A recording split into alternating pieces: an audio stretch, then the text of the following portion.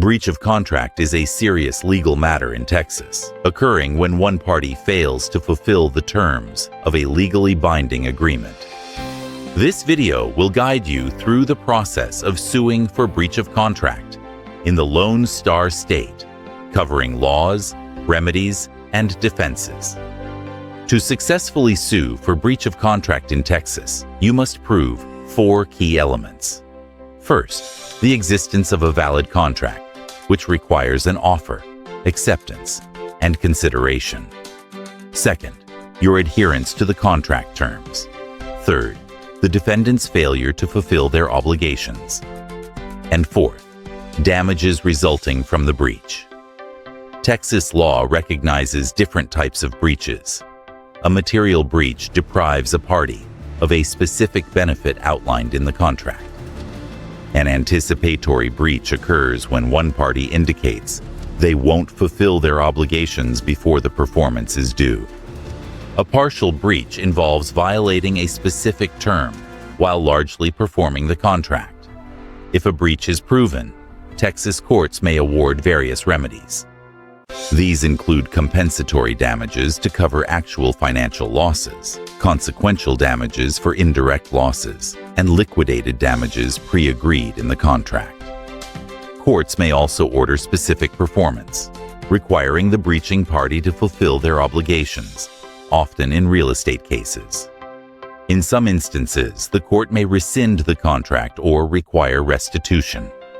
Defendants have several defenses against breach of contract claims.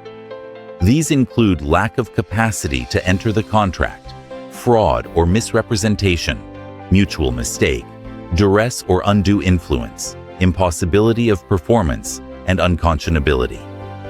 The statute of frauds requires certain contracts, such as those involving real estate or lasting more than a year, to be in writing to be enforceable. To sue for breach of contract in Texas, start by ensuring you have legal standing and a valid contract. Gather all relevant evidence, including written agreements, emails, and witness statements. Many contracts require attempting mediation or arbitration before litigation. If these steps don't resolve the issue, file a petition in a Texas civil court detailing the breach, damages, and remedies sought. The defendant must then be formally served with the lawsuit. Remember, the statute of limitations for breach of contract claims in Texas is typically 4 years from the date of the breach, though some contracts may specify shorter periods.